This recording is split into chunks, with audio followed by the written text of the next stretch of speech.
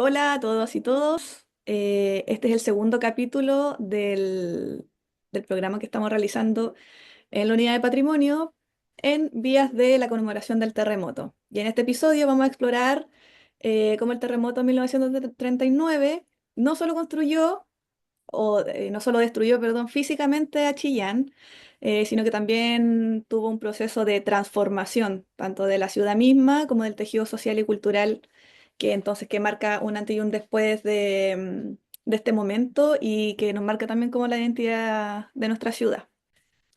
Tenemos como invitado en este segundo capítulo a Rodrigo Vera Manríquez, doctor en Historia, magíster y licenciado en Artes con mención en Historia del Arte de la Universidad de Chile y director del Instituto de Historia y Patrimonio de la misma casa.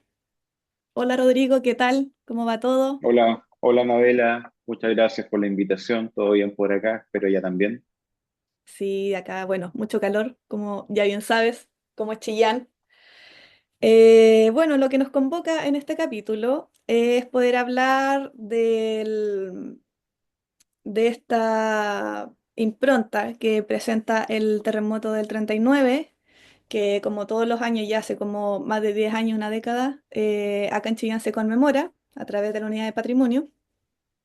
Y como este marca un punto de inflexión para no solamente, como dije en la introducción, del desarrollo de la ciudad o de la reconstrucción, sino también tiene que ver con este cambio un poco de la idiosincrasia. Y quería partir como hablando del hombre moderno, un poco también que está asociado, porque el terremoto del 39 es un gatillador de la llegada de la arquitectura Claro, moderna al sur de Chile.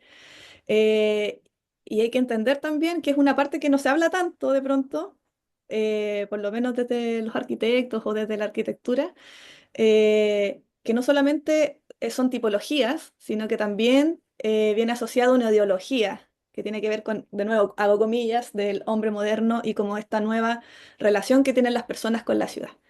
Entonces, partir por eso, como desde tu experiencia y expertise sobre estos temas. sí, la concepción, claro, como bien lo señala del hombre moderno o el hombre nuevo, como se llama también en alemán, el Neues Menschen, eh, tiene que ver precisamente en varias escalas, varios niveles de escala. Primero con la concepción de la modernidad cultural, ¿m? Este cambio que hay a partir fundamentalmente de dos eventos, Revolución Francesa, pero por sobre todo Revolución Industrial, la incidencia de la Revolución Industrial desde el punto de vista social, a partir de nuevas ideas que aparecieron en función, ¿no es cierto?, de mejorar las condiciones de vida de los trabajadores, de la nueva clase proletaria. El proletariado no existía antes de eso. No había una clase trabajadora organizada, con nuevas formas de organización, como eran los sindicatos. No había un pensamiento tampoco desde Marx y Engels, ¿no es cierto?, que reforzara la condición de mejorar las condiciones de vida de los trabajadores y su organización. O sea, esto está atravesado evidentemente, no puede ser de otra manera por un tema político, hay que reconocerlo, aunque a algunos no les guste reconocer esa condición. Por otro lado, esto en la medida que fue avanzando, ¿no es cierto? A medida que fue avanzando la arquitectura industrial, por sobre todo, se fueron transfiriendo algunos aspectos hacia la arquitectura moderna, empezaron a aparecer las poblaciones obreras, había que dar habitación, era un tránsito que también se verificó acá, desde el conventillo, pasar a las poblaciones obreras, la habitación barata, como se llamaba en ese minuto acá en Chile, pero que sobre todo tuvo su origen en Europa, porque allá fue la cuna de la revolución industrial. ¿Mm?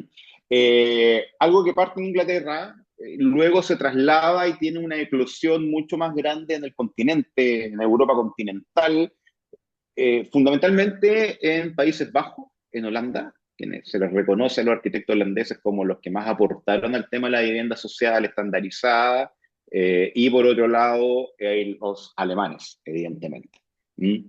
Desde ese punto de vista, entonces, todas estas concepciones iban acompañadas de aspectos filosóficos que tenían que ver con la raíz que había instalado la revolución industrial. Había nacido una nueva clase social, el proletariado. Se había establecido una nueva configuración de la sociedad, donde estaban los dueños de los medios de producción, los capitalistas, estaba el proletariado tenía que subvertir las cosas y tomarse el poder, ¿no es cierto? Y por otro lado, lo que había pasado con la Revolución Rusa, muy de ese momento, contexto particular de ese momento, pero por otro lado también se habían instalado nuevas concepciones filosóficas que tenían que ver con la incidencia, muy similar a lo que pasa hoy día con el tema de la inteligencia artificial, tenían que ver con la incidencia de la relación entre el arte y la técnica, o la problemática de la técnica. ¿Qué iba a pasar cuando la técnica incidiera en el cotidiano de la gente? ¿Qué iba a pasar, no es cierto, con la relación entre el arte, que iba por un lado, el arte estilístico, recordemos que estamos hablando de finales del 1800, principios del 1900, historicismo ecléctico como estilo de la arquitectura, juntar un poquito de neobarroco con neogótico, unos órdenes clásicos y ahí tenemos un edificio, ¿no es cierto?, mezclando todos los estilos posibles. Un capitel dórico y arriba le ponemos unas hojas de acanto y tenemos, ¿no es cierto?, un edificio. La arquitectura iba por un lado, el arte iba por un lado y la industria iba por otro. ¿Sí? Era la dicotomía que también se hablaba de civilización y cultura. La cultura eran los valores, ¿no es cierto?, que el hombre cultivaba en su espíritu, el arte, la música, eso era la cultura, la civilización eran los avances de la técnica, la ingeniería. Y recordemos que en ese periodo también, por ejemplo, fue la exposición de 1889 en París, bien digo, donde se levantó la Torre Eiffel. O sea, se habla, muchos historiadores de la arquitectura hablan de una arquitectura de los ingenieros. ¿Mm? Los ingenieros llevaban la delantera en cuanto al desarrollo arquitectónico basado en la técnica, basada en la fabricación en hierro, porque los estilos arquitectónicos, los estilos del pasado, estaban dándose vueltas sobre lo mismo. ¿Mm? Entonces, en algún minuto esto se cohesiona. Se llega a establecer un vínculo que lo hace el arquitecto alemán Peter Behrens entre el arte y la técnica. O sea, el arte y la técnica tenían que confluir y avanzar de la mano, con un lenguaje que fuera pertinente a los nuevos productos de la técnica. Empezar a pensar que la vivienda era un objeto técnico, así como Henry Ford producía automóviles de manera seriada, de forma industrial, en una cadena productiva, en una cadena de montaje, la vivienda tenía que ser pensada de una nueva manera, pero no para un sujeto antiguo, sino que para un nuevo hombre, para un hombre moderno, que entendía este cambio de lenguaje, que entendía al mismo tiempo que la conformación de una sociedad estaba estructurada, ¿no es cierto?, a partir de el rol que le competía al obrero en la construcción de la sociedad. Y por ende se trataba de mejorar las condiciones de habitabilidad de toda esta clase trabajadora, muchas veces en colaboración con los mismos trabajadores en el planteamiento de los proyectos arquitectónicos. O sea, se iba a trabajar en una mesa plana, arquitectos con habitantes, obreros, para ver qué tipo de vivienda querían. Pero luego, gracias a las acciones de arquitectos como Walter Gropius, bueno, el mismo Peter Behrens, Walter Gropius, Hannes May, importantísimo, el segundo director de la Bauhaus, los aportes de Le Corbusier, esto cambia hacia, y los CIAM, los Congresos Internacionales de Arquitectura Moderna, esto cambia hacia un interés que va definido justamente en conseguir las condiciones mínimas de habitabilidad para viviendas de bajo costo, viviendas obreras. ¿Mm? Y evidentemente bajar los costos, el existence minimum, que era el concepto que se manejaba en Alemania. Para bajar las viviendas, evidentemente tenían que someterse a procesos de industrialización y a procesos de estandarización de tipologías de vivienda. O sea, muchas viviendas, por decir, de 3 dormitorios, con un patio donde existía un baño, una cocina completamente estandarizada y funcionalizada, como fue lo que pasó, por ejemplo, en el proyecto del Das Neue Frankfurt, la ciudad de Frankfurt, un proyecto que se empezó a desarrollar entre el 26 y el 30 y algo, cuando llegan los nazis al poder, que significó una remodelación completa de un sector de fábricas, cercano a las fábricas, porque las viviendas tenían que estar cerca a la fábrica, evidentemente. Entonces, ahí está nuevamente incidiendo el factor de la industrialización de lleno, que en Chile no va a ser distinto. ¿Mm? O sea, la vivienda obrera pensada como un objeto industrial. ¿Para quién? Para obreros, para proletarios, obreros industriales. ¿Dónde? Cerca de la fábrica. ¿Para qué? Para tener, ¿no es cierto?, los obreros circulando lo mínimo posible, para que no se vayan a desviar del camino, para optimizar, ¿no es cierto?, los tiempos de trabajo, ¿m? Y donde habíamos hablado un poco con Ana antes, y lo pongo en contexto esa conversación, nuevos espacios, el espacio industrial cambia, ya no es el espacio del taller, muchos autores relativos a la problemática de la técnica sí lo hablan. O sea, el espacio de la industria es completamente distinto. Es un espacio lineal. El espacio del taller es un espacio circular.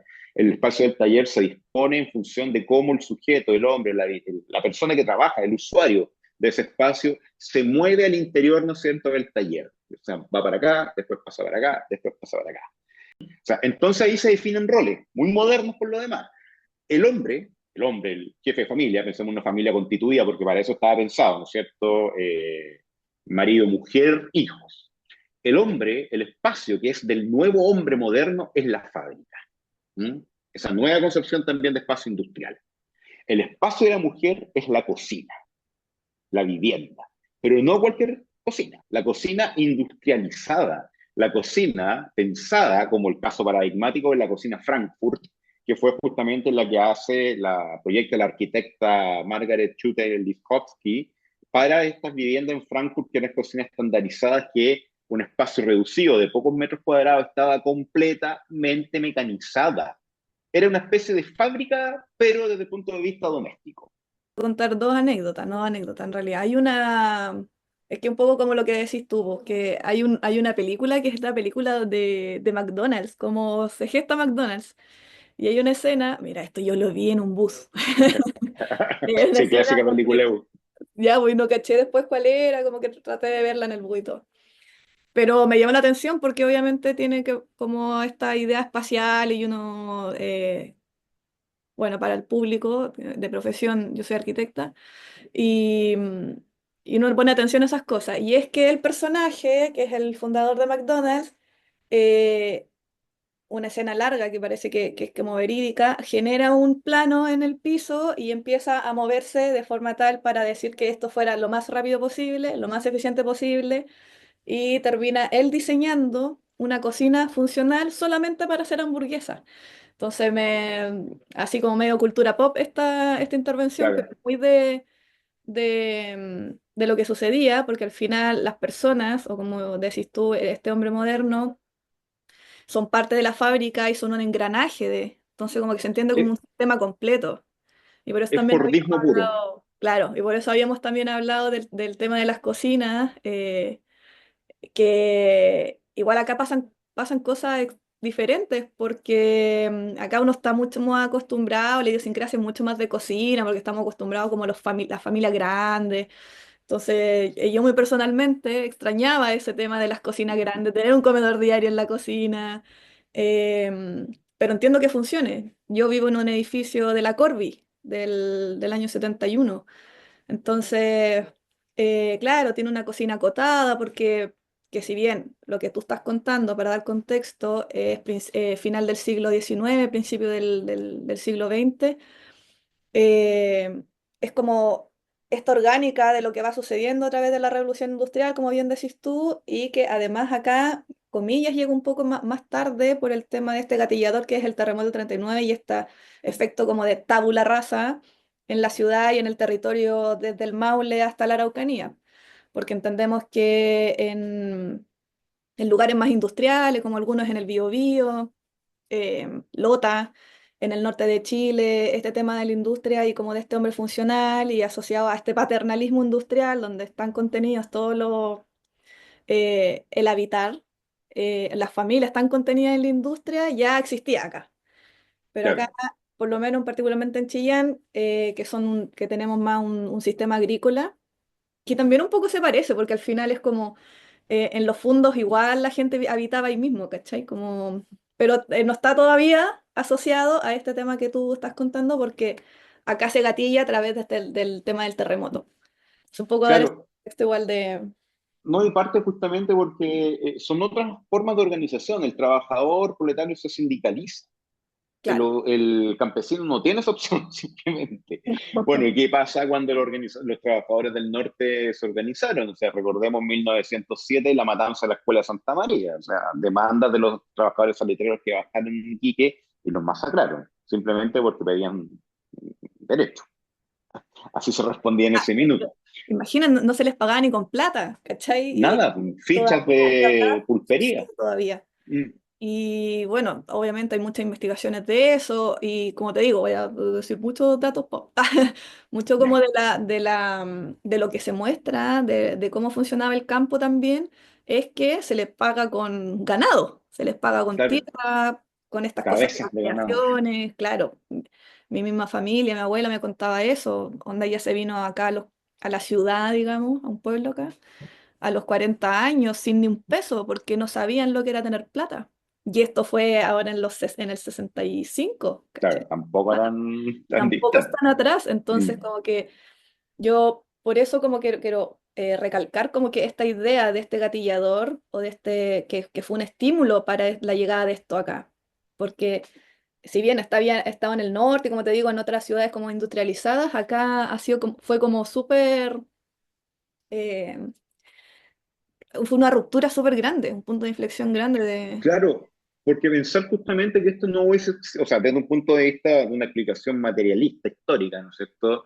Donde tenemos una infraestructura, una superestructura, la infraestructura como las formas de producción, los modos de organización, y una superestructura como determinada, ¿no es cierto? Una cierta forma de pensar, de producir una cultura determinada por la infraestructura.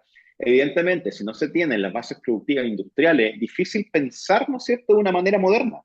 Es muy difícil pensar de una manera moderna. Entonces, es clave el factor de la técnica desde un punto de vista filosófico. Es clave el factor de la industrialización desde un punto de vista productivo para generar un hombre nuevo, para generar un hombre moderno. ¿Mm?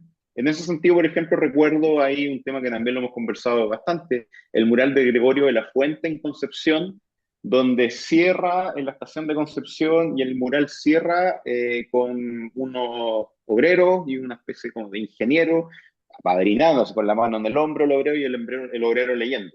Una explicación de eso del propio Gregorio, que encontré en unos documentos ahí del año 40, dice, y al final el hombre nuevo, ¿m? Aquel, ¿no es cierto?, que se libera de la ignorancia para crecer en base a la cultura. O sea, era importante también pensar que el obrero tenía que ser un hombre íntegro. También formaba parte de esta concepción del hombre nuevo, o sea, no solamente un obrero que pensara desde el punto de vista o lo hicieran pensar solamente desde el punto de vista de la producción, sino que también la autonomía del sujeto, el sujeto autónomo, como lo plantearon muchos pensadores ilustrados, fundamento del pensamiento moderno, de la modernidad cultural. En ese sentido, tenía que cumplir varios requisitos ese hombre moderno, que medianamente o difícilmente se estaban cumpliendo en el Chillán anterior al terremoto. ¿Mm? En el Chillán anterior al terremoto. ¿Por qué? Porque Chillán era una sociedad agraria, primero. ¿Mm? Segundo, porque no existía esta infraestructura productiva ni esta forma de organización que permitían pensar, pensar en una concepción moderna, porque el habitar no era un habitar moderno, desde el punto de vista arquitectónico, desde el punto de vista, ¿no es cierto?, de la concepción, por ejemplo, de la vivienda eh, prefabricada o elementos, ¿no es cierto?, de tipologías de vivienda que se van a repetir, repetir, repetir, repetir, como tenemos muchas poblaciones en Chillán que cumplen con ese requisito, donde la fenestración, ¿no es cierto?, es repetitiva, iterativa, tenemos estructuras de puertas y ventanas que van a dejar estos vanos muy característicos en forma de una L invertida, ¿no es cierto?, que se van a estandarizados todos, porque había que hacer tantas puertas como casas se hacían, tantas ventanas como casas se hacían, y todo eso era industrializado. ¿Mm? O sea, el factor de la industrialización iba a ser clave en la concepción del hombre moderno, del hombre nuevo, de la ciudad nueva y de las nuevas actividades productivas que se pensaron de la Corfo para la zona. ¿Mm? Pero independiente de eso, ya justamente la reconstrucción de la ciudad implicó la concepción de un nuevo habitar. Y la concepción de un nuevo habitar, de una infraestructura, supone inmediatamente la concepción de un hombre nuevo. Muchas resistencias podrían haber ido a eso. Hasta el día de hoy, mucha gente, los posmodernos, lo cuestionan, ¿no es cierto? Pero es lógico que el tener una casa pensada para una familia eh, como parental, hombre, mujer, niños, limitada a 3 dormitorios, inmediatamente te constriña la familia, a diferencia de lo que pasaba en el campo, donde las familias podían tener 10, 12 hijos. ¿Mm? Y exactamente. Muy de lo condicionante, como bien dijiste al principio, de lo condicionante que es la espacialidad. O sea, el espacio condiciona, y es como esa, ya es como el huevo y la gallina, como quién condiciona a quién, porque al final igual la arquitectura, el urbanismo, condicionan mucho las formas de habitar, cómo uno se desplaza dentro de una casa o dentro de la ciudad y así. La otra vez hablaba con una persona que sabía mucho, y me decía que no fue McDonald's quien revolucionó la forma de hacer cocina, fue Subway. Porque Subway es por excelencia la cadena de montaje y Subway no cocina, solo calienta. ¿Cachai? Subway a lo más te mete el pan al horno. Entonces no lleva las cuestiones al extremo, no cocina, ¿cachai? Está absolutamente calculado los tiempos, las cantidades. Y fue Subway los que revolucionaron el concepto de cocina seriada, de cocina rápida. Oye, ¿quién será primero? Tampoco me sé esas fechas. ¿Quién es primero? El huevo de la gallina. Y tú, tu cocina. Ahora vamos a pasar Claro, a tu cocina. Así de condicionada, tu cafetera y tu taza. claro, claro, comprendo yo. Y el escudillón. Y el escobillón. Yo de repente me armo un comedor diario y tengo una banca y me pongo ahí al lado nomás, así como para desayunar. Más encima que es muy extraño que la cocina está al fondo, donde está al frente de los dormitorios. No está al lado del Ya, estar ni el comedor. ya, sí, me acuerdo, sí, sí. Está la cocina, tú entras y el fondo de la cocina acá, un dormitorio allá y otro allá. Sí, Sí, así. sí, No me sí, acuerdo qué recuerdo. número es mi edificio Corby, pero sí, muy, muy Yo raro. tenía un tío que vivía ahí, me acuerdo perfectamente esa distribución. Bueno, para la próxima te voy a invitar y te hago un mini tour de esos, de los Moderno. Corby. Bueno, pasemos entonces al impacto cultural, porque ya Ya. además de entender como esta idea de del hombre moderno, del hombre nuevo, el sujeto, ¿cuánto dijiste? Estaba bueno ese concepto, como es un poco más... Neues Menschen, que es alemán ese concepto. Ya, pero ¿cómo es? El nuevo hombre, No, pero dijiste el sujeto algo igual. No, autónomo, sujeto autónomo. claro. Ya. Eh, También tuvo esta idea no solamente desde la industrialización, sino que también asociado a la cultura. Asociado a la cultura, al Claro. arte y al disfrute, al ocio. Eh, Esto lo cuento siempre porque había sido parte de mi tesis del magíster, el tema, por ejemplo, del cine, que también coincide con esta tecnificación de algunas cosas, donde los edificios Industria, del cine, claro, la industria, donde los edificios del cine habían sido condicionados, donde proyectaban películas, eran salas condicionadas que antes eran teatros, y que después termina siendo un edificio para proyectar para proyectar cine, imágenes, video, cosa igual súper nueva en ese momento, y termina siendo un poco el cine un ícono de la modernidad también, pues por eso mismo, es una máquina gigante, claro. que es construido, está en la ciudad y todo eso. Entonces, como asociado a esta idea del ocio y el disfrute de este hombre nuevo, que ya no solamente trabaja, sino que tiene otras cosas y que la ciudad tiene que contener ese tipo de actividades. eh, Y bueno, y además, si nos ha sido una introducción de eso también, pero como relacionándolo con el tema del terremoto del 39, acá pasa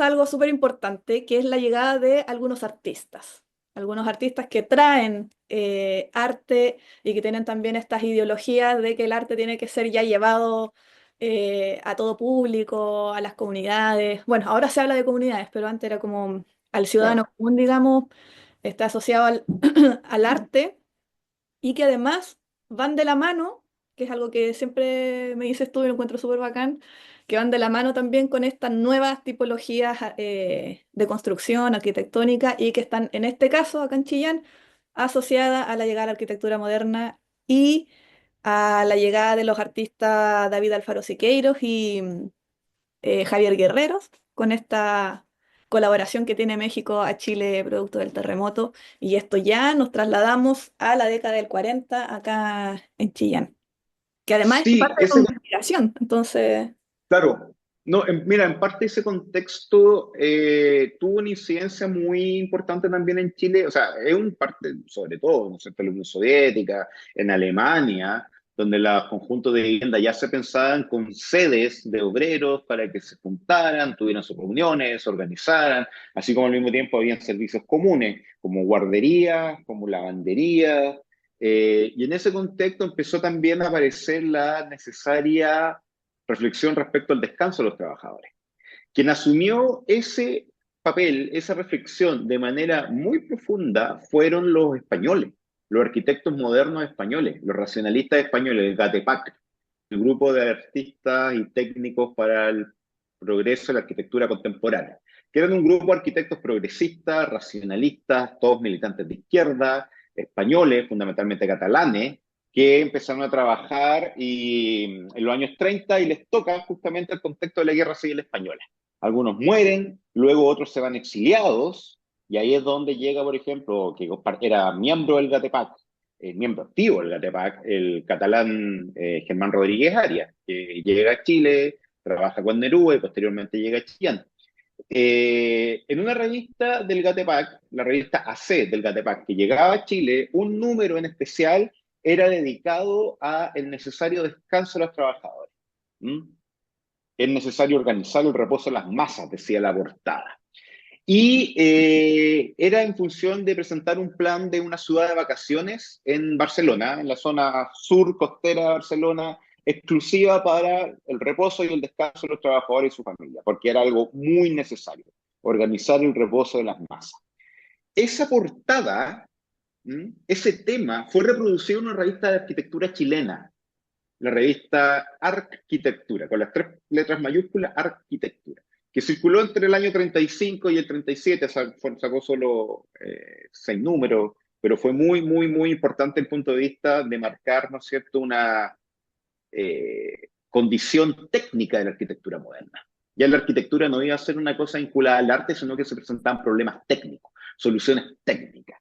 Ideólogos de eso, Waldo Parragués y Enrique Guevara, dos tremendos arquitectos que no hicieron tanta obra, por eso muchas veces la historia de la arquitectura como que no los considera, porque no tienen tantos metros cuadrados construidos, que es una estupidez, sino que su pensamiento incidió profundamente en los factores sociales de la arquitectura moderna. Y en la revista que ellos editaban apareció reproducido este mismo tema y en la misma portada de la revista C del Gatepac español.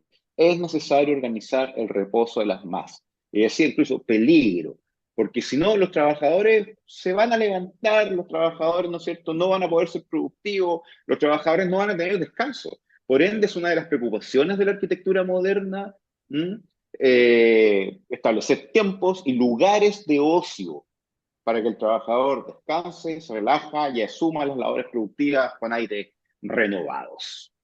O sea, es una preocupación que aparece en Europa y luego se traslada a Chile desde el punto de vista de la arquitectura moderna, mediada por estos dos grandes arquitectos, Guevara y Parragués, que también tuvieron una incidencia, ¿no es cierto?, en el proceso de reconstrucción de Chillán, y que venía, como te contaba, venía de la reflexión que había hecho el GATEPAC español, y el miembro, uno de los miembros más destacados del GATEPAC era Germán Rodríguez Arias, que con posterioridad al terremoto también llegó a Chillán. O sea, no solo llega Siqueiro y Guerrero, llega Tibor Weiner, llega Germán Rodríguez Arias. Tibor Weiner venía de la Bauhaus, Rodríguez Arias venía del Gatepac español, preocupado del descanso de los trabajadores, y no es casual entonces que haga un cine, el cine central de Chillán, el famoso cine central de Chillán. O sea, tenían esa concepción de la necesaria, ¿no es cierto?, reflexión en torno a la cultura. Siqueiros, que era un tremendo artista, era un pensador, un humanista, donde él también abogaba por la idea de un hombre nuevo, o sea, Siqueiro lo habla. El arte ya debe ser para las masas, pero no solo eso, sino que el arte debe estar en función, el muralismo debe estar en función de un nuevo sujeto, que es un sujeto activo, que comprende de una nueva manera el espacio. ¿Mm? Por eso Siqueiro le interesa mucho la fotografía. En Chile le interesó mucho la fotografía de Antonio Quintana. Por eso Siqueiro era un seguidor, pero así absoluto, del cine de Sergei Eisenstein, el cineasta ruso, que es una de las películas más famosas, El acorazado Potemkin. Un tremendo cineasta al cual Siqueiro le tenía mucho aprecio y admiración por la forma, ¿no es cierto?, de registrar la realidad.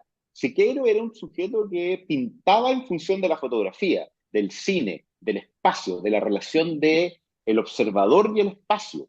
Involucraba dentro del cuadro, cumplía los ideales que había establecido Umberto Boccioni, el gran pintor del futurismo italiano, de decir, vamos a meter al espectador en el centro del cuadro. Esa es la ideal del futurismo italiano, meter al espectador en el centro del cuadro, para encontrar los ideales de dinamismo, movimiento, velocidad. Y por eso Siqueiro es un gran artista de vanguardia, ¿m? Porque toma esos elementos, los lleva, ¿no es cierto?, a un factor ideológico completamente distinto. El futurismo italiano era fascista, estaba a favor de Mussolini, en la Italia, ¿no es cierto?, fascista. Y Siqueiro los lleva a un contexto propagandístico de izquierda, ¿m? Te mete en el centro de composición, o sea, el mural de Chillán es eso, tú estás metido en una composición donde hay movimiento, donde tú no puedes mirarlo simplemente desde un punto fijo. Siqueiros te obliga, con los efectos de anamorfosis que genera, te obliga a moverte dentro de esa espacialidad. Entonces, claro, estamos hablando no solamente de una concepción estática del arte, sino que un arte que es público, verdaderamente público. De verdad es increíble, justo lo que decís tú, creo que nadie lo ha dicho de esa forma, como de que estás al interior de la obra cuando estás ahí en los murales de Siqueiros, porque efectivamente no solamente es un paralelepípedo, es un espacio rectangular, para que se entienda, pero lo que genera, además que es así en modo de técnica, es un tabique nuevo, que es curvo, además si tiene ese efecto donde tú tenés que recorrerlo, no solamente ir a pararte al medio y mirarlo hacia un lado, sino tenés que moverte, Moverte. moverte, increíble. Además que Es, bueno, el clásico de que te siga la cruz, que es una espada al mismo tiempo, es increíble, de verdad. O sea, claro, son los ideales de la concepción de un hombre moderno. O sea, el muralismo ya no va a ser esa idea, ¿no es cierto?, de una pintura de gran formato en un muro, sino que va a ser la intervención de un espacio arquitectónico en función de un espacio de representación. O sea, dentro del arte se conocen esas dos concepciones, o sea, el espacio arquitectónico, el espacio de representación. El espacio de representación es completamente distinto al espacio arquitectónico, que es un soporte. A no ser que sea una idea de integración plástica donde ambos espacios se fundan. En este caso, ¿no es cierto?, hay un espacio arquitectónico modificado por Siqueiro y hay un espacio de representación, que te genera efectos nuevos dentro del espacio arquitectónico. Y al mismo tiempo te sugiere o propone movimientos, que no te los propone el espacio arquitectónico. O sea, tú entras a un paralelepípedo, es como, ya, ¿qué hago? ¿Sí? ¿Para dónde voy? ¿Me acerco a las ventanas? ¿Por qué voy para allá? ¿Qué me motiva a avanzar para el otro lado? Reconoce los límites, porque uno ve también las aristas Claro, de este claro, volumen, entonces sabe hasta dónde llega, estar dentro de este espacio de mural, o sea, este espacio de arte pictórico, es como lo espacio de envuelve, representación. El totalmente. espacio de representación te envuelve y te genera, o sea, y eso lo había tratado, no era un tema particular de Siqueiro. Siqueiro, cuando lo trabajó de manera mucho más compleja, fue en el último mural que hizo antes de llegar a Chillán, que fue el retrato de la burguesía, que fue un mural que lo trabajó con Josep Renau, un tremendo artista gráfico y muralista valenciano, que llegó a México también exiliado de la Guerra Civil Española, que está en el Sindicato Mexicano de Electricistas en Ciudad de México, que es un mural que está en el descanso de la escalera, donde, claro, la parte superior genera una especie de efecto, ¿no es cierto?, la cuadratura que le llamaban en el barroco, que rompe con la superficie de la losa, ¿no es cierto?, que es completamente ortogonal en relación al paño de los muros que circundan esta caja, este descanso, y proyecta un espacio hacia arriba. ¿Mm? Bueno, eso lo hacían los pintores barrocos, lo hacía Andrea Pozzo, con la diferencia de que había una condición divina en ese sentido, porque claro, lo que proyectaban en Miguel Ángel, eso tengo que decirlo, Claro, lo que proyectaban en las bóvedas hacia arriba era el espacio del cielo. sí. Bueno, Siqueiro amplía el espacio de representación. Entonces cumple con los ideales del futurismo italiano, cuando decía, de decir, vamos a meter al espectador en el centro del cuadro. ¿Mm? Y le vamos a condicionar a un movimiento, se va a mover. ¿No? Entonces, claro, lo que hace, hay un boceto genial que estuvo expuesto hace poco en el Museo Carrillo Gil, y permanentemente también lo exponen en la colección del Museo de Arte Moderno de Ciudad de México. Está reproducido también en algunas publicaciones ahí, donde hay un hombre parado así, ¿no es cierto? Dando las proporciones, tipo hombre Vitruvio, pero con las piernas cerradas, para dar escalas y proporciones, y está la relación interespacial de ese sujeto, ¿no es cierto?, con la fluidez de la figura. Yo pienso así como digo, aló, realidad aumentada, esto ya estaba hecho. Esto ya estaba hecho Claro, hace caleta de años. claro, Sí, sí, de todas sí. maneras, o sea, no solo eso, Siqueiros te propone el mural de Chillán Espejo, te genera reflejos de Sí. ti mismo, ¿m? Te genera reflejos de ti mismo, te profundiza los espacios. Entonces, claro, la lógica del estudio del mural pasa, como te decía, por dos aspectos: reconocer al espacio arquitectónico y reconocer el espacio de representación. Muchas veces la arquitectura simplemente actúa como soporte. Yo tengo un muro, le pongo un mural arriba. ¿M? Ujú. Otras veces se integra, forman parte de un mismo proyecto. En este caso, es una de las primeras, podríamos decir nosotros, intenciones de integración del espacio arquitectónico, de modificación del espacio arquitectónico, que es lo que plantea Siqueiros con Muerte al Invasor.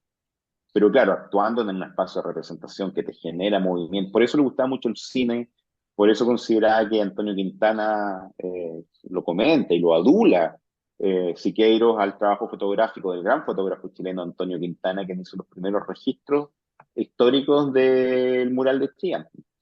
Entonces, claro, estamos hablando no solamente de esa, que aquí muy entre nosotros, madera, esto es un paseo público, pero de esta concepción permanente, ¿no es cierto?, de que ciudad de héroes y artistas, y que, o sea, no desmerezco eso, pero resulta que, claro, están ahí atrás, veo a Vinaya, Marta Brunet, ¿no es cierto? A ver, aquí. Pero claro, sí, sí, Marta Colvin, tremendo, o sea, no, Marta Colvin, todo mi respeto y honores a Marta Colvin, bueno, y a toda esa playa de artistas. Pero claro, o sea, si bien no es chillanejo, Antonio Quintana desarrolla un tremendo trabajo fotográfico al reconocer nuevas geometrías en su lente. ¿Mm? Yo que me dedico a la fotografía, tratamos con mi hermano que es cineasta, nosotros cuando hicimos este video para que lo mostramos en México, en esta exposición que me invitaron sobre Siqueiro, con muchos lentes distintos. Nunca pudimos dar con un prisma maravilloso que toma Antonio Quintana, ¿no es cierto?, modificando completamente el espacio.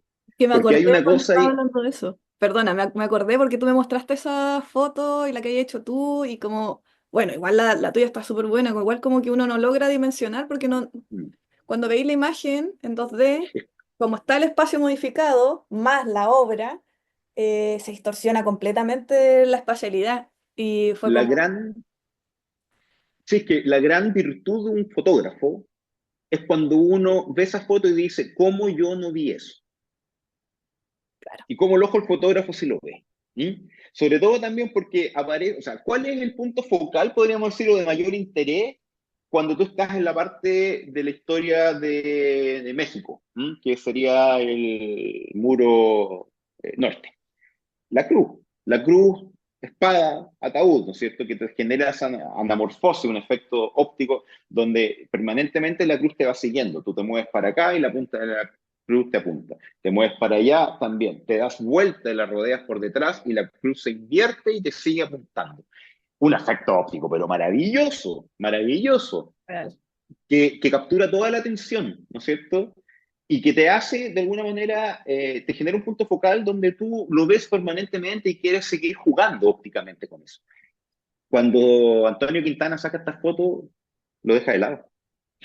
Lo deja, aparece y la puntita de la cruz, pero como por allá. Antonio Quintana no se dejó de enlumbrar por el efecto óptico, ¿no es cierto?, virtuoso de Siqueiro. Antonio Quintana vio otras cosas, vio otras composiciones que nadie las había visto y nadie durante mucho tiempo tampoco las vio. Entonces ahí está la gran virtud de Antonio Quintana como fotógrafo, que en el mural de Siqueiros, Antonio Quintana vio cosas que nadie antes había visto, como estos prismas gigantes que se configuran, ¿no es cierto? Y por eso que Siqueiro adula y habla con muy buenas palabras posteriormente en México del trabajo de Antonio Quintana, los registros que él hizo. No, que no solamente en torno al mural, ¿no es cierto? no solo llega Siqueiro y Guerrero, que fueron los ejecutores de este mural, también llega Antonio Quintana, ¿m? Como un fotógrafo, y no cualquier fotógrafo, que es el que hace los registros de estos murales. Mira, este documento que tengo aquí, un documento, se ve una joya, No sé eso ahí. que es el documento de Ernesto Eslava, que sale un año después de la inauguración de los murales en Es 1943, Pintura Mural Escuela México Chillán, que fue catálogo, el catálogo inaugural, la primera publicación de muralismo en Chile, dedicada exclusivamente a Chillán. Y bueno, aquí están las fotos de todos los próceres de América que se pintaron, las fotos, no sé bien, pero acercártelo a las ti. fotos, sí, las fotos de todos los próceres de América que fueron frescos que pintaron artistas chilenos, muralistas chilenos, Laureano Guevara, Gregorio de la Fuente, Luis Vargas Rosa, están ahí cada uno, por ejemplo, este lo pintó Camilo Mori, el varón de Río Branco de Brasil, Laureano Guevara pintó Higgins, Oye, de pero esos son los que Colombia, están en la escuela, ¿o no? Los que estaban en la los que sala. estaban. Los que estaban Sí, en la los que sala, estaban en ¿cierto? la sala. Sí, están plenamente, los tengo plenamente identificados cada autor con cada retrato que hizo. ¿Mm? Participaron también Alipio Jaramillo y Erwin Benner, el colombiano y alemán respectivamente, que eran los asistentes de Siqueiro. Y están todos, son como, ¿cuántos son? Como 21 retratos que se pintaron. Tipo. Entonces, claro, todas estas fotografías son de Quintana, que aparecen en este libro. Mira, ahí dice. Participan México, Alfaro Siqueiros, Javier Guerrero. Chile, Gregorio de la Fuente, Laureano Guevara, Alipio Jaramillo, el colombiano, Camilo Mori, Lucho Vargas, Luis Vargas Rosa y Erwin Bennett, que fueron los que pintaron los frescos de las salas de clase. Fotografías, Antonio Quintana. Primer documento sobre muralismo en Chile. Oh, ¿Mm? tremendo. ¿De quién son las fotos? De Antonio Quintana. ¿Y dónde estaban esas murales? En Chillán, imagina. En Chillán. ¿Y dónde están ahora? Tapados, en algún Tapados. lugar. Sí, efectivamente. Y acá dice que están en salas, en distintas salas. Acá señala eso. Se llama el capítulo Padres de la Patria de las Repúblicas Americanas. Y claro, Ernesto Lava, este gran teórico del arte, crítico de arte, dice que están en las salas de clase. Cada sala de clases tenía uno de esos murales. Entonces, claro, tremendo pensarlo desde ese punto de vista, que no solamente se juntaron los mejores, bueno, no solo los mejores, sino que los únicos muralistas chilenos de la época que trabajaron con Siqueiro y con Guerrero, pero nunca consideramos el trabajo de Antonio Quintana, que registró, ¿no es cierto?, las fotos de los murales, Que de en todos estos definitiva, murales. para quienes trabajamos en patrimonio, es un insumo muy enriquecedor porque quedan en registro, hay material, Absolutamente. más allá de que haya Entonces, quedado claro, la obra, porque ahí hay una nueva beta investigativa, ¿está? claro, El rol de Antonio Quintana en el desarrollo de la arquitectura moderna de Chillán y el muralismo. el O sea, muralismo. ya sabemos que todo esto es de Antonio Quintana. Ya sabemos que fotos de murales que desaparecieron son de Antonio Quintana. Ya sabemos que hay fotos de los murales de Siqueiros que son de Antonio Quintana. Ya sabemos que hay fotos de la obra gruesa del edificio de la Intendencia que son de Antonio Quintana y quizás cuantas otras más. Quizás cuantas otras, porque entiendo que él muere en el 72. Así que imagínate que es Sí, un periodo de más que, volviendo al tema de la reconstrucción después del terremoto, que es de la década del 40 y ya más o menos hasta el 60, todavía como que tiene esta impronta de un poco de la reconstrucción, si bien el Estado fue súper importante, fue súper rápido, eficaz, porque ya en la década del 40, los 2 primeros años después del terremoto ya estaba casi todo reconstruido. También asociado a esto de la tecnificación un poco de la construcción, porque si bien el terremoto del 28 de Talca como que cambia las normas constructivas, pero acá es claro. como que se refuerza ya, construyamos con hormigón armado, Hormigón. hay que reforzar con acero las construcciones. De hecho, algunas de las casas previas al terremoto que quedan son de hormigón armado, entonces un poco como que Claro. la publicidad diga, construya en hormigón, antisísmica, así como que toda la seguridad. Entonces también en esta misma época que llega el muralismo a Chillán, no sé si también se postula que llega como a Chile gracias a esto, a través de los mexicanos que vienen, y este acto de solidaridad además genera este brote del muralismo acá en Chillán y que también se empieza a Claro. extender y que conocemos hasta el día de hoy, el, el arte mural. Claro, hay un paréntesis previo. También llega y hay un documental muy bueno. María Paz Peirano creo que es la autora, que se llama Chile Mexicano, que cuenta, relata, ¿no es cierto?, de que México no solo mandó a los muralistas, sino que gran cantidad de material, ¿no es cierto?, cultural, películas, discos, música, ranchera. Entonces, todo esto se difundió en la zona de donde fue el terremoto, Parral, San Carlos, en todas las zonas rurales, y de ahí viene el gusto por la ranchera en Chile. ¿Mm? A partir justamente de las zonas rurales donde llegó este material. Y ese documental lo relata así, pero perfectamente, que va de la mano justamente también con la llegada del muralismo. O sea, va de la mano en el sentido que llegan dos muralistas y impulsan el surgimiento del muralismo en Chile. Llegan rancheras y cine mexicano a las zonas rurales, se enquista como un gusto musical por excelencia la música ranchera. ¿Mm? O sea, la Tremendo dato actividad, que sacaste. la actividad Ahí se cultural entiende todo. mexicana la actividad cultural mexicana no fue menor en ese sentido. Ese Oye, aspecto, sí. me puse a pensar así como, ¿cómo habrá sido el impacto de estos artistas llegando a Chillán, a una ciudad a medio hacer? Porque, claro, en el año 40 ¿cuánto fue? 42, 41. 41, ya igual, como te decía, fueron súper rápido, pero igual, como ver una ciudad así a medio hacer, ¿No? así como medio reconstruir, ¿cómo habrá sido el impacto? Y también quería como para irnos como para este lado más social, cómo habrá sido también, cómo fue el impacto también en la sociedad de tener estos espacios ya Mm, más de arte. Porque el otro día te mandaba esa foto donde en el diario, acá en la discusión, sale la noticia de que los reciben los artistas de acá, sí. reciben a los mexicanos y van a la casa de Marta Colvin y Fernando May, Y ahí hacen un en el paseo. Mono, donde está actualmente la Universidad del Bío Bío, hacerles una invitación, así como compartir, como que bonito es como es una especie de puerto, que igual es como que es lo que siempre decimos con el tema del tren, ¿cachai? Una especie de puerto que llega gente, hay interacción cultural, todo este roce. No sé Claro. si tú tenías algún antecedente o como algún testimonio Sí, de pronto a que... mí me extraña, y la otra vez lo conversamos con un especialista argentino sobre Siqueiro. Siqueiro, antes de venir a Chile, estuvo en Uruguay, estuvo en Argentina, en 34, 36, 36. Se portó pésimo, se portó pésimo.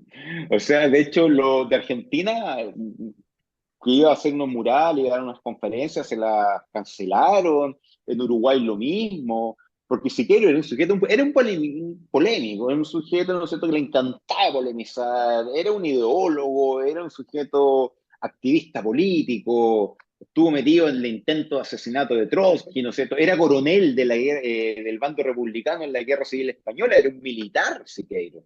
Entonces, claro, este sujeto cuando estaba en Argentina, en Uruguay, se agarró con la burguesía artística de la época, esperaban otra cosa los argentinos, ¿m?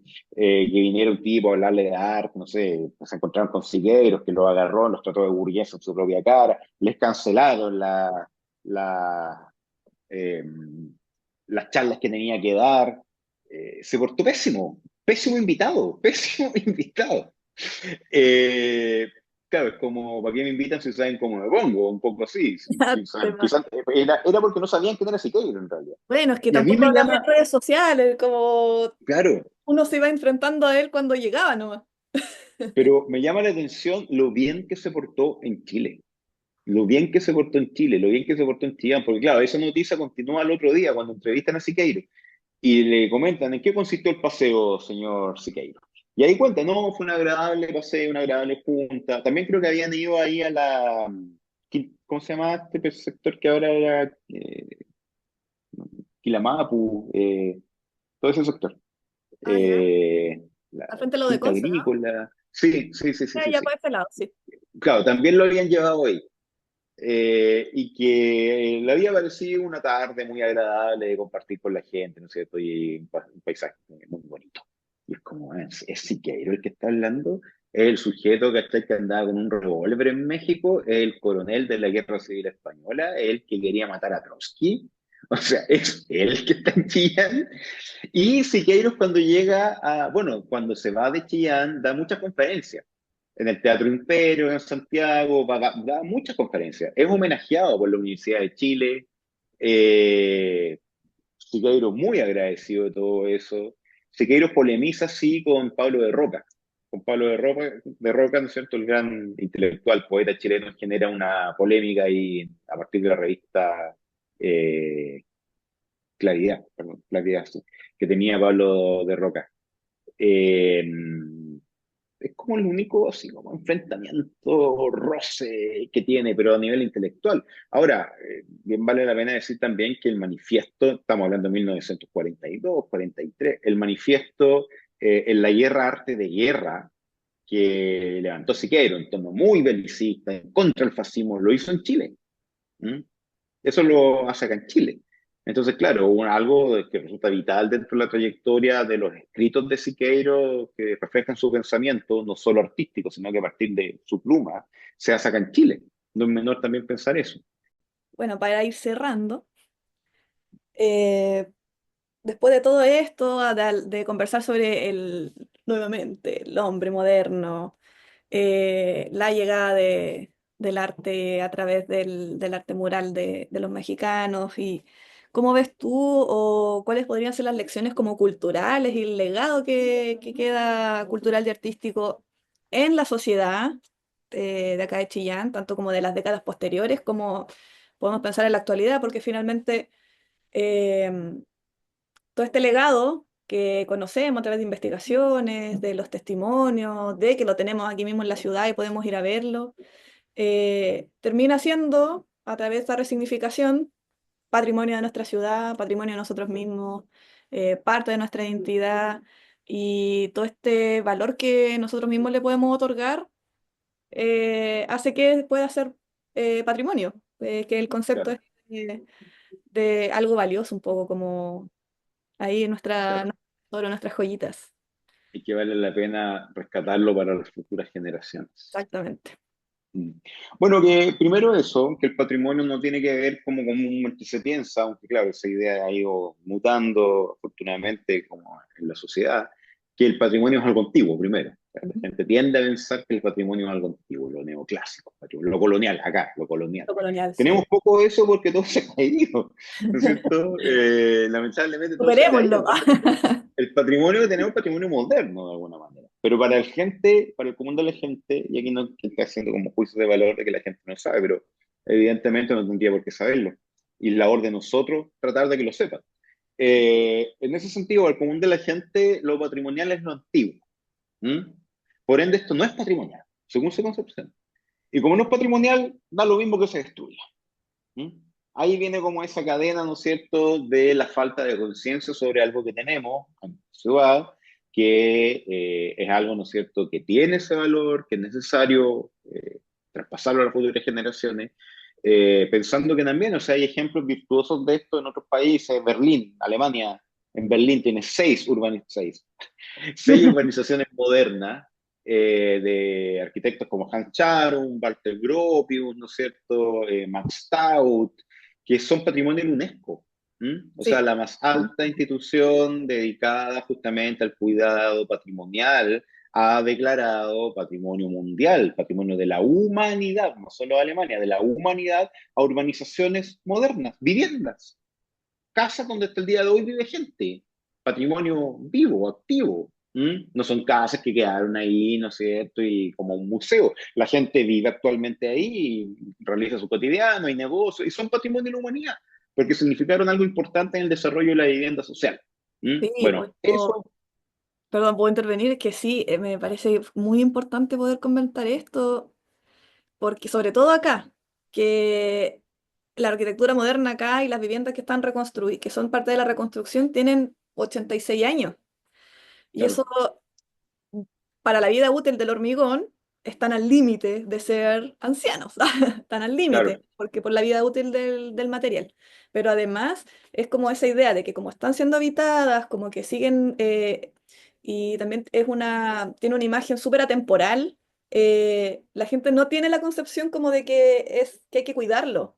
Porque, como justamente. bien decís tú, claro, si ven algo antiguo, ay, que hay que cuidarlo, estos patrimonios. Y mucha gente habla como de estos patrimonios, a pesar de que Claro, es claro. un concepto que tiene muchas aristas. Y la arquitectura moderna acá en Chillán, y que lamentablemente está pasando por otro punto de inflexión, otro terremoto, digamos, pero desde la industria inmobiliaria, que un poco viene a, a posicionarse, demoliendo casas, no contemplando las alturas o las tipologías como de la ciudad, está en peligro. Y no así también, que bien, sí, ahí siempre va a ser un deterioro, porque al final el paso del tiempo siempre va a ser un deterioro. Pero, por ejemplo, el arte también se valora más en sí mismo por ser arte, pero es Claro. diferente en la arquitectura o en estas construcciones y que de verdad no solamente en el damero fundacional que tenemos hay arquitectura moderna, sino en toda la ciudad. De hecho, hay ejemplares en la ruralidad también. Y qué En bueno que lo San comentas. Carlos, Parral, Sí, bueno, el territorio mismo, si se cayó todo, claro. todo entre comillas, igual obviamente que siempre queda algo, pero eh, es necesario como poner en valor y siempre estar mencionando de que de verdad necesita cuidado, de que sigue estando en peligro, no solamente por el deterioro en sí mismo, sino por como los cambios de la ciudad, de las calles, los Y, automóviles, y los sobre todo por edificios. o sea, todo pasa, la gente es la que tiene que cuidarlo. Por ende, por una identificación de la gente con su espacio construido. ¿Mm? O sea, una comprensión de que eso tiene un valor y es necesario preservarlo. Entran varias aristas ahí, está el factor de lo público, ¿no es cierto? Está el factor de algunos arquitectos, Rodríguez Arias, el mismo Tibor Weiner. A lo público me refiero que fueron instituciones públicas. Esta supuesta y fallida, afortunadamente, visita de Le Corbusier, ¿no es cierto?, a Chillán para hacer el plano regulador, que menos mal que no ocurrió, lo que permitió fue justamente, primero, o sea, yo soy muy crítico de la historiografía de la arquitectura en Chile, de la arquitectura moderna en Chile, que plantea así como, y muchas veces lo he visto, de hecho, en el diario La Discusión, varias veces, así como rasgando vestiduras de que no vino Le Corbusier a Chile, es como, oh, qué lástima, lo que nos Ah, perdimos, que hubiese claro. venido, pucha, que desafortunado que Le Corbusier no haya venido a Chile, lo que nos perdimos. Menos mal que no vino. Justamente porque esto lo desarrolló, Sí, bueno, porque la trama damera no se tocó, o sea, se abrieron pasajes solamente, ¿no es cierto? No se abrieron ni diagonales, ni ningún otro tipo, ¿no es cierto?, de intervención que cambiara el damero fundacional. Pero por otro lado, quien llevó a cabo esto fue una institución pública, fue la Corporación de Reconstrucción y Auxilio. Fueron viviendas unifamiliares de comerciantes, ¿no es cierto?, empresarios que tuvieron la amplitud de decir, yo no quiero una casa tradicional, ni de rasgos coloniales, con una arcada de medio punto, ¿no es cierto?, una tinaja afuera, no, poco yo quiero una vivienda neoclásica. moderna. Claro, claro, neoclásica, yo quiero una vivienda moderna, como las que se están construyendo en la ciudad. O sea, fueron varios factores virtuosos que permitieron, ¿no es cierto?, que se levantara esta ciudad en su minuto coherente, donde se pueden reconocer tipologías que son muy decidoras desde el punto de vista de lo moderno, no solo como la configuración de una vivienda moderna, sino que desde el punto de vista de la prefabricación, ¿no es cierto?, de la serialización, de una concepción industrial implícita en la ciudad. Muchos materiales desnudos, el hormigón desnudo, ¿sí? La expresión de esta materialidad. Presión. Sí, no sabía cómo llegar a eso, pero efectivamente es la expresión, cómo esta expresión además se mantiene en el tiempo y lo que conocemos es esta misma ciudad de la década del 40, como que de Claro, verdad es impactante pensarlo de esa forma, como y con esto tampoco queremos como decir de que que el patrimonio, que estas casas como que tienen que mantenerse así como museales, ¿cachai? Mm, Em, pero es impactante saber de que es la ciudad que fue reconstruida y que todavía lo tenemos.